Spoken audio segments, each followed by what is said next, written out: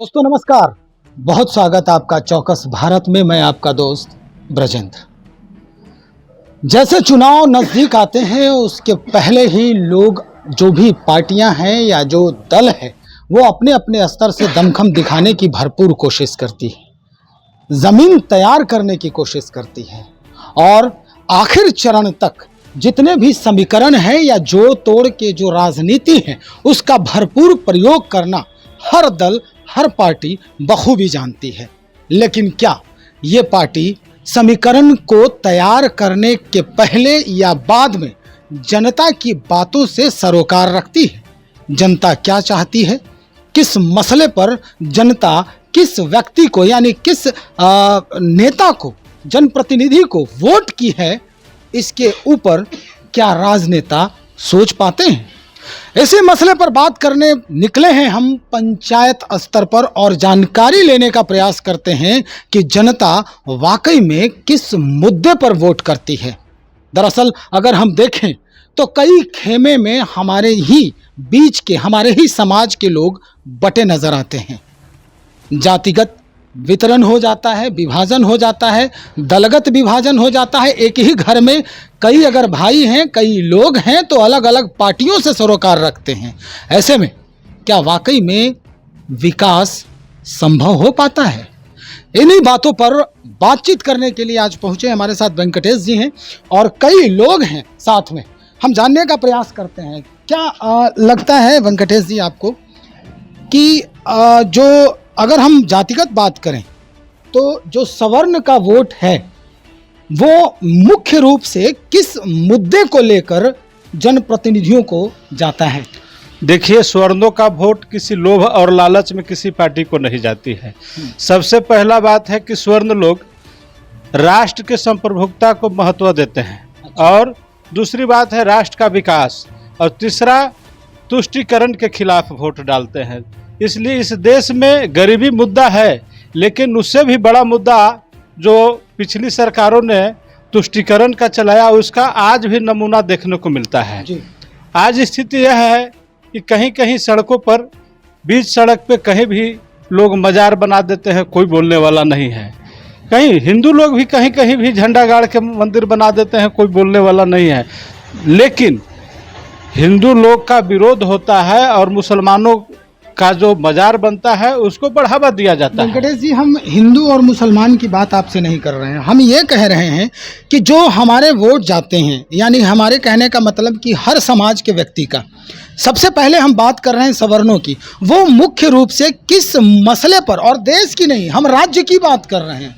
बिहार में खास करके जितनी भी जातियां हैं, अगड़ी जातियां जिनको कहा जाता है, इनके वोट जो हैं वो मुख्य रूप से किस मुद्दे पर सरकार या किसी भी नेता को देते हैं? हम लोग स्वर्ण लोग सिर्फ विकास के मुद्दे पर वोट नहीं करते हैं। स्वर्ण लोग का पास बहुत सा मुद्दा है। शांति व्यवस्था भी एक मुद्दा में आता है। लोग को अमन चैन चाहिए, शांति व्यवस्था चाहिए, गांव में भी शहर जैसी व्यवस्था चाहिए, क्योंकि सभी लोग शहर में नहीं रह सकते हैं। स्वर्ण वोट जिस उद्देश्य के लिए देती है, पार्टियां चाहे जो भी हो, कहीं न कहीं वो पीछे हट जाती है। लेकिन स्वर्ण लोग जो वोट देते हैं उनके सिर्फ अपना स्वार्थ नहीं होता है, उन्हें अपने राष्ट्र और राज्य के अन्य गरीब लोगों के भी स्वार्थ छिपा होता है। देखते हैं कि चलो मेरा काम हुआ तो नहीं या नहीं हुआ, लेकिन गरीब का काम हो रहा है, तो इस मुद्दे पर भी वोट देते हैं स्वर्ण लोग। स्वर्ण लोग का यह कोई मुद्दा नहीं है कि अपने जाति, हाँ, जातिगत आधार पर जितने भी ये जो लोग जो अपना अपना जो क्षेत्रीय दल बनाए हुए हैं, ये सभी जाति आधारित पार्टियां हैं। चलिए, जातियों की बात आप कर रहे हैं, हम आप ही से सवाल पूछते हैं। थोड़ा हम अपने कैमरा पर्सन से कहेंगे कि थोड़ा और नज़दीक आ जाएं ताकि स्पष्टता जो है वो दिखे हमारे स्क्रीन पर। जातिगत बात अगर करते हैं तो अब एक एक करके जो बड़े राजनेता हैं हमारे राज्य के, हम उनके बारे में आपसे सवाल कर रहे हैं। क्या लालू यादव जी सिर्फ यादवों के ही नेता हैं? लालू प्रसाद यादव जी का जो शासनकाल पहले रहा था, जो बिल्कुल एक माने स्वर्ण विरोधी उनका रहा था और वो हमेशा नक्सलियों को बढ़ाया, बिहार में हर जगह अराजक की स्थिति पैदा किया। विकास के नाम पर यहाँ जो बिजली थी वो उसका पोल और तार भी गायब हो गया था। और जाति के बात करते हैं लेकिन वो अपने जाति के लोग को भी कोई लाभ नहीं देते हैं। ऐसा नहीं था कि अस्पताल जो चालू थे तो उनके जाति के लोग दिखा रहे थे, स्वर्ण लोग नहीं दिखा देते। वो सभी लोग का ठगने का काम करते हैं, जाति के नाम पर सिर्फ वो वोट लेते हैं, जाति का कोई काम वो विशेष नहीं करते। लेकिन कुछ दिन पहले ही जब वो खुद काबिज थे सत्ता पर तो उन्होंने MY समीकरण जो है वो लागू किया था मुस्लिम यादव, लेकिन उनके बेटे तेजस्वी जो हैं वो अब A to Z की बात करते हैं, तो फिर अब इसमें ऊहापोह की स्थिति कैसी? जैसे देखिए ऊहापोह की स्थिति सिर्फ वो बात करते हैं A to Z का, लेकिन A to Z की व्यवस्था उनके अंदर दिखता नहीं है, क्योंकि जो यह सरकार उनके तरफ से बनी, 2-2 स्वर्ण मंत्रियों का इस्तीफा दिला दिया जाता है, लेकिन बड़े बड़े अपराधी जो उनके दल के नेता हैं वो मंत्री बने बैठे हैं, उन पर उनका कोई कार्रवाई नहीं होता है। इसलिए वह A to Z की बात करते हैं तो गलत हैं। वह स्वर्ण विरोधी थे और स्वर्ण विरोधी आज भी हैं, क्योंकि क्या सिर्फ कार्रवाई स्वर्ण मंत्री पर ही होता है क्या? OBC EBC या जो अल्पसंख्यक मंत्री थे वो भी अपराधी किस्म के लोग थे, उन पर कोई कार्रवाई नहीं हुआ। क्या कहना चाहते हैं आप कि बिहार में क्या केवल जो चुनाव होता है वो अपराधियों के लिए ही होता है क्या?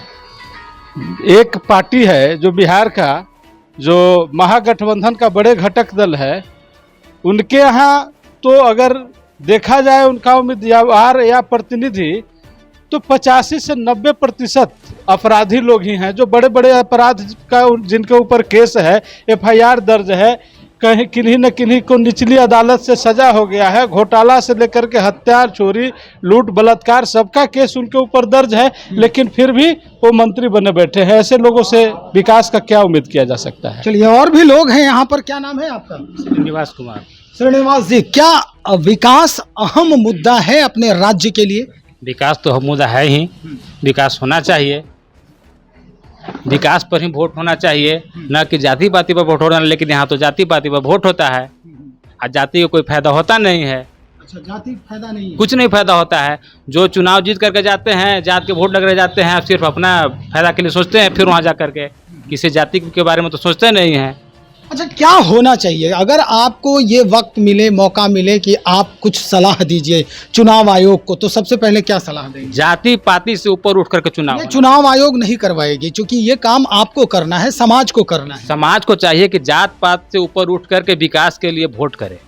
जात पात से उठ करके? हाँ, जात पात से ऊपर उठ करके विकास के लिए वोट करे। चलिए, इतने वर्षों से नीतीश जी शासन में है, सत्ता चला रहे हैं अपने राज्य के, क्या विकास नहीं हुआ है? विकास हुआ है, थोड़ा बहुत विकास हुआ है। विकास तो पहले से बहुत कुछ हुआ है। पहले कुछ नहीं था, न रोड थी, न बिजली थी, कुछ नहीं था, न हॉस्पिटल में कोई डॉक्टर रहते थे, लेकिन विकास तो कुछ हुआ है। हाँ, कुछ हुआ है। अब क्या चाहते हैं? 2024 में लोकसभा चुनाव है, बात ये भी हो रही है कि हो सकता है कि 2024 के पहले ही जो मध्यावधि कहते हैं वो चुनाव हो जाए, लेकिन खैर उससे कोई लेना देना नहीं है। चुनाव जब भी हो, चुनाव आयोग का मसला है। इस बार क्या मुद्दा होना चाहिए सरकार बनाने के लिए अपने देश के हित में, राज्य के हित में? तो हम लोग तो राष्ट्र हित में वोट करते हैं और राष्ट्र का उत्थान होना चाहिए।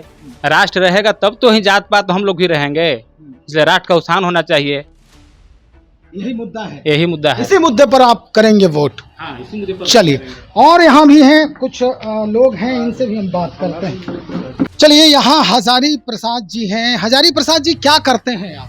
हम मुंशी के काम करते हैं। मुंशी कहाँ है? मुंशी थाने में है ना, गोला में।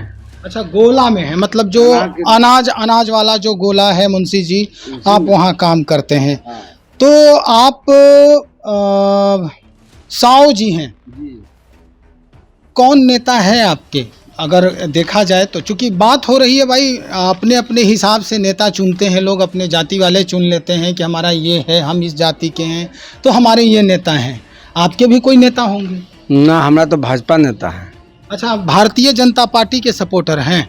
अच्छा अच्छा, लेकिन हैं, जैसा कि बांटा गया है, विभाजन हुआ है जाति में, तो आप कह रहे हैं साव जी हैं आप, यानी दलित वर्ग से आते हैं आप?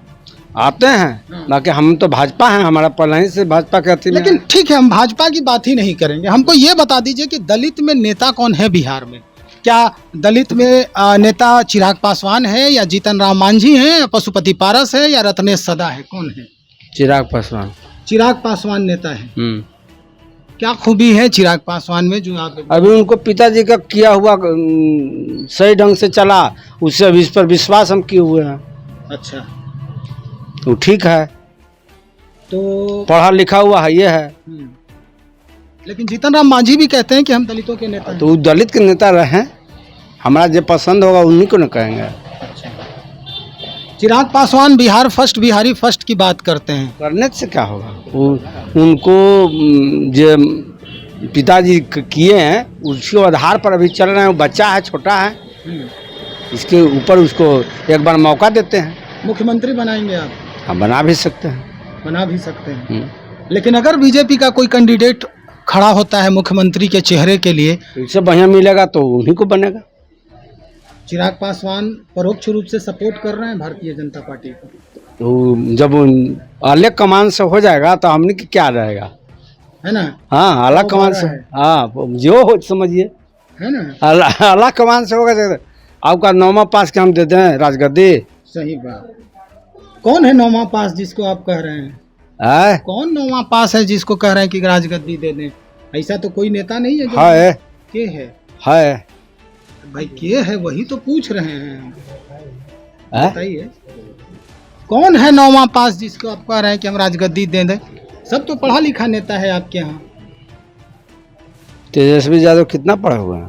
अच्छा, तेजस्वी जी के बारे में बोल रहे हैं आप? पढ़े हुए हैं। अब ये तो उनकी डिग्री हम देखे नहीं है। तो देखिएगा तब ना, जैसे कोई अपना मुख्यमंत्री बन जाएगा, अब अपना पदाधिकारियों को नहीं पहचान में बैठ के कीजिएगा, पूरा शब्द अंग्रेजी में बात करेगा तो हिंदियों नहीं सुध से बढ़िया से हो जाए। तेजस्वी यादव अंग्रेजी बोलते हैं तो वो बोलते ना हैं, भाषण न देते हैं। जो अपना दिमाग से कोई इंजीनियर पूछ देता है तो उसको क्या पकड़ा। स्वास्थ्य मंत्री जो है अभी क्या कर रहे हैं? उनके पास 5 मंत्रालय है, अकेले स्वास्थ्य मंत्री नहीं है। स्वास्थ्य मंत्री भी है ना, उनका भाई नहीं, अपने अपना ही है तो माने अपना ही है तो क्या माने। इका यही तो सुन रहे हैं कि ये बंद तो वो बंद तो वो बंद, आ दौड़ा धूपी हो रहा है। अभी तबीयत खराब। हजारी जी एक बात बताइए, बिहार में जो हमारी वो राजनीति है, क्या वो वोट कटवा से भी प्रभावित होती है का? मतलब नहीं समझ में। जो बीच में वोट काटने वाले लोग खड़े हो जाते हैं, वो तो पैसा के लोभ में कि कुछ पैसा कमा लें, अपना बैठ जाएं, कुछ आमदनी हो जाए। 5 साल पर 4 लाख रुपया हो गया, उनको 10 लाख रुपया हो गया, चलिए। तो इससे अपने राज्य की राजनीति प्रभावित होती है, हमें घाटा होता है हमारे समाज को इस वजह से। घाटा होता है। किस तरह के घाटे? घूस ले लिया, इधर उधर घूम गए तो घूसे न लेके वोट काट दिए, जिसको बनना था वो नहीं बने। अच्छा, अब हम चुने माने किसी को अच्छा देखकर, और पैसा के लोभ में कुछ बेच दिया, मेरा भी समाज बेच दिया, चाहे और कोई के समाज बेच देता है। अच्छा। पैसा के लोभ में, और बड़ा अफसोस होता है बाद में। हम लोग बाद में अफसोस आता है, क्यों हो अबरी तो फलना के दिए, ये कैसे बन गया। हाँ चलिए आचार्य जी, फिर से हम पहुंचते हैं वेंकटेश जी के पास। वेंकटेश जी, कुछ कहना चाह रहे थे आप? एक चीज़ हमसे पूछे थे माई समीकरण पर। जी। तो माई समीकरण जो है वो एक एजेंडा के तहत चलाया जा रहा है। इसमें विदेश से भी फंडिंग होता है, और बिहार ही नहीं, संभवतः पूरे देश के अंदर जितनी भी जातिगत पार्टियां हैं वो सब विदेशी फंड से चल रहे हैं, भारत की एकता और अखंडता को बर्बाद करने के लिए, खराब करने के लिए। और माई समीकरण का एक नमूना अभी दिखाई देता है। जो हम लोग हैं, जैसे हम लोग सनातन धर्म से आने वाले लोग हैं, हम लोग हरा गमछा लेकर के नहीं चलते थे। हाँ, हरा से परहेज भी नहीं था। लेकिन आज एक जो बिहार की बड़ी आबादी है, क्या पढ़े लिखे और क्या अनपढ़, सभी लोग हरा गमछा लेकर के चल रहे हैं। तो इससे तो लगता है कुछ दिन में आने वाला समय में वोट के लालच में इस संस्कृति को, हिंदुस्तानी संस्कृति को ऐसा नष्ट कर देंगे कि लोग कफन का रंग भी हरा बना देंगे और शमशान के जगह कब्रिस्तान में जाने लगेंगे। वोट के लिए लोग इतना जातिगत आधार पर लोग नीचे चले जा रहे हैं। इससे बड़ा चीज़ कुछ नहीं होता है। पहले गांव देहात में भी लोग बोलते थे किसी बात पर कि धर्म और ईमान से बोलिए, यानी कि धर्म हिंदू और मुसलमान को ईमान कहा जाता था, तो दोनों लोग का शब्द आता था धर्म ईमान से बोलिए। तो पहले धर्म फर्स्ट था, आज वोट फर्स्ट हो गया है।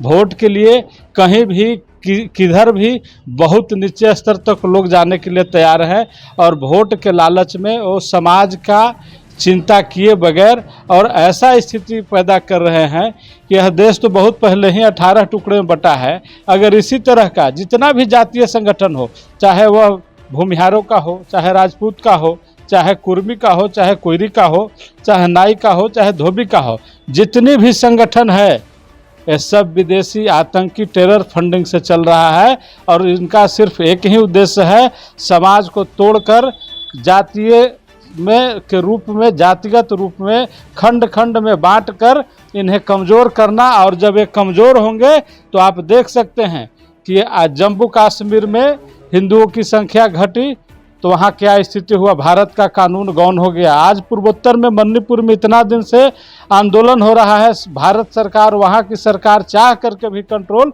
नहीं कर पा रही है क्योंकि संस्कृति का लड़ाई वहाँ चल रहा है, ये दो जातियों के बीच में लड़ाई चल रही है। तो जितने भी क्षेत्रीय दल के लोग हैं जात के आधार पर पार्टी बनाते हैं और समाज को तोड़ने का काम करते हैं और देश कमज़ोर होता है। और देश जब कमज़ोर होता है तो संस्कृति नष्ट होती है और फिर देश गुलामी की ओर बढ़ जाता है। वेंकटेश जी, चलिए अब ये तो बात आपने कह दी कि जात पर आधारित राजनीति ही हमारे यहाँ हो रही है, ये आप भी मानते हैं एक युवा, एक नागरिक होने के नाते, अपने राज्य के नागरिक होने के नाते। हमारा सवाल बस यही था कि क्या वाकई में जो राजनीति का आधार है हमारे यहाँ वो जातिगत आधारित ही है या अन्य कोई और मसला है? देखिए, आखिर में ये सवाल है मेरा।